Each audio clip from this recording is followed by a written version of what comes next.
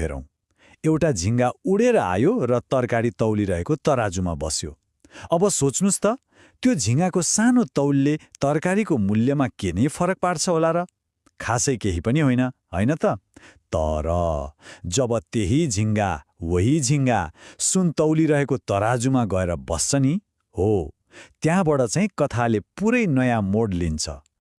हो, त्यही सानो झिङ्गा जुन सुनको तराजुमा बसेको थियो त्यसको मूल्य करिब 12,000 रुपियाँ हुन जान्छ। एकछिन सोच्नुहोस् त, झिङ्गा त उही हो, तर त्यसको मूल्यमा आकाश जमिनको फरक आयो। आखिर यस्तो कसरी भयो होला? हो, यहीँनिर हो कथाको सबैभन्दा महत्त्वपूर्ण मोड।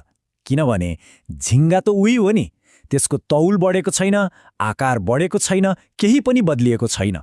त्यसो भए बदलियो चाहिँ के त? के कुराले गर्दा त्यसको मूल्यमा यत्रो ठुलो फरक आयो? यसको जवाफ झिङ्गामा होइन, ऊ बसेको ठाउँमा छ।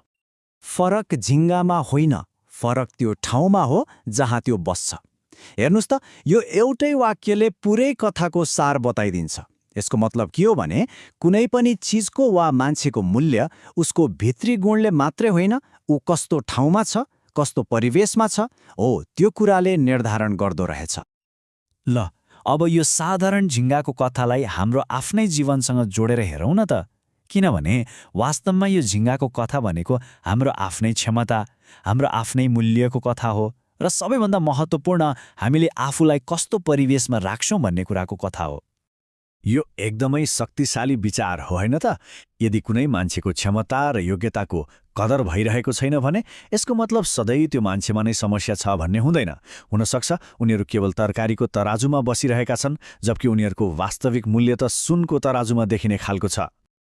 तर जब त्यही मान्छे सही वातावरणमा पुग्छ नि, जहाँ उसलाई बुझ्ने मान्छेहरू छन्, जहाँ सही अवसरहरू छन्, जहाँ एउटा सही माहौल छ, हो, त्यस्तो ठाउँमा पुगेपछि उसको वास्तविक मूल्य र क्षमता आफै चम्किन थाल्छ।